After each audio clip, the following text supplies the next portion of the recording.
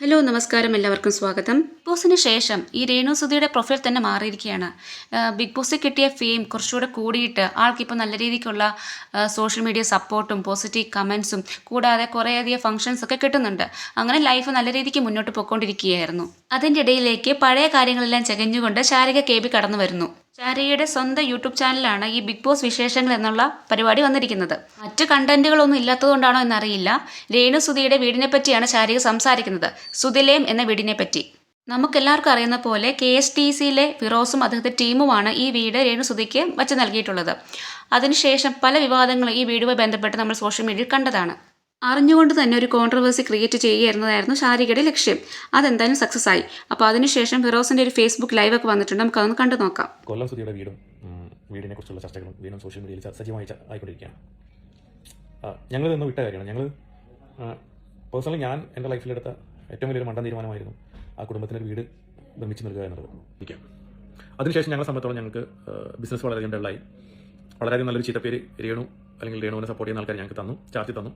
ഞങ്ങൾ ഉണ്ടാക്കുന്ന വീടുകളും അല്ലെങ്കിൽ ഞങ്ങൾ കൊടുക്കുന്ന മെറ്റീരിയൽസും അല്ലെങ്കിൽ ഞങ്ങൾ ചെയ്യുന്നതെല്ലാം ക്വാളിറ്റി ഇല്ലാത്തതാണ് എന്നുള്ളൊരു ഭയം ജനമനസ്സുകളിൽ സോഷ്യൽ മീഡിയ വഴി നിറയ്ക്കാൻ രേണുവിൻ്റെ സുഹൃത്തുക്കൾക്കും സാധിച്ചു. അതിൽ അവർ വിജയിച്ചു. രേണുവിൻ്റെ ഫാദർ അവരെല്ലാവരും കൂടെ. അപ്പോൾ നിങ്ങൾ ചിലപ്പോൾ ചിലർ രേണുവിനെ സപ്പോർട്ട് ചെയ്യുന്നുണ്ടാവും. നിങ്ങളും ഒരുപാട് ഉപദ്രവിച്ചില്ല, ഞങ്ങളൊന്നും ഉപദ്രവിച്ചിട്ടില്ല കേട്ടോ. ഞാൻ എൻ്റെ ഒരു വീഡിയോയിലോ അല്ലെങ്കിൽ ഒരു കമൻറ്റിലോ ഒന്നും മോശമായിട്ട് അവരെ ഞാൻ പറഞ്ഞിട്ടില്ല. അത് കുറച്ച് ചില യൂട്യൂബേഴ്സ് ചില ഓൺലൈൻ മാധ്യമങ്ങളൊക്കെ ആണ് കൂടുതലും അവർക്കെതിരെ ഈ പ്രശ്നങ്ങളൊക്കെ നമ്മുടെ വാക്കുകളും അല്ലെങ്കിൽ നമ്മുടെ വീഡിയോസൊക്കെ പല രീതിയിൽ കട്ട് ചെയ്തെടുത്തും എഡിറ്റ് ചെയ്തെടുത്തും അവർക്കെതിരെ പ്രശ്നങ്ങൾ ഉണ്ടാക്കിയത്. നമ്മൾ മോശമായിട്ടൊന്നും പറഞ്ഞിട്ടില്ല അവരെ എവിടെയും. പക്ഷേ അവർ അത് റിയാക്ട് ചെയ്യാൻ വേണ്ടിയിട്ട് നമ്മളെ ഉണ്ടാക്കി കൊടുത്ത വീടിനെ അവർ ചൂസ് ചെയ്തു. അതിൻ്റെ പേരിൽ ഞങ്ങളെ കൂടെ ഉണ്ടായിരുന്ന ഒരുപാട് ആൾക്കാർക്ക് ജോലിയില്ലാത്തൊരവസ്ഥയിലാണ് കടന്നു പോകുന്നത്. അപ്പോൾ എനിക്ക് സമൂഹ മാധ്യമത്തിലൂടെ നിങ്ങളോട് അഭ്യർത്ഥിക്കാനെന്ന് വെച്ചാൽ, ഒരിക്കലും ഒരു കുടുംബത്തെ സഹായിച്ചോ അല്ലെങ്കിൽ അച്ഛൻ മരിച്ചു പോയ 2 കുട്ടികൾക്ക് വീടുണ്ടാക്കാൻ ഇറങ്ങിയതിൻ്റെ പേരിൽ ബുദ്ധിമുട്ടുന്ന കുറച്ച് ആൾക്കാരാണ് ഞങ്ങളിപ്പോൾ. നിങ്ങളെല്ലാവരും സപ്പോർട്ട് ചെയ്യണം. കേരള ഹോം ഡിസൈൻ കണ്ടില്ലേ, ഇതാണ് ഇയാളുടെ അവസ്ഥ. സഹായിച്ചതിൻ്റെ പേരിൽ പണി പോലും ഇല്ലാതിരിക്കുന്ന അവസ്ഥ. ഒരു കൂട്ടായ്മ നല്ലത് മാത്രം ഉദ്ദേശിച്ച് ചെയ്ത കാര്യം, പക്ഷെ അവർക്ക് തന്നെ തിരിച്ചടിയായി. അവർക്ക് തുടരെ നെഗറ്റീവ് കമൻസുകൾ വന്നു. ഇപ്പോൾ വീണ്ടും ഈ സോഷ്യൽ മീഡിയ പ്ലാറ്റ്ഫോമിലേക്ക് ഇരുന്നു കൊണ്ട് അവരെ കുറ്റം പറയുന്നു, ചീത്ത വിളിക്കുന്നു.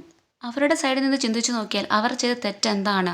2 മക്കൾക്ക് വേണ്ടി വീട് വെച്ച് കൊടുക്കാൻ ഇറങ്ങുന്നു. പക്ഷെ അതിന് പകരം അവർക്ക് കിട്ടിയതോ പണി പോലും ഇല്ലാത്ത അവസ്ഥ, അവരുടെ ജോലിക്കാരൊക്കെ വെറുതെ ഇരിക്കുന്നൊരവസ്ഥ. അപ്പോൾ ആ അവസ്ഥ കൂടെ മനസ്സിലാക്കി ഇതുപോലുള്ള പ്ലാറ്റ്ഫോമിലൊക്കെ വന്നിരുന്ന് കുറ്റം പറയുന്നതൊന്ന് കുറച്ചുകൂടെ സാരിക്കേ. രേണുവിനാണെങ്കിലും ഇപ്പം നല്ല രീതിക്ക് വർക്കുകളൊക്കെ കിട്ടുന്നുണ്ട്, കാശും കിട്ടുന്നുണ്ട്. അവർക്ക് വേറൊരു വീട് വെക്കാവുന്നതേ ഉള്ളൂ.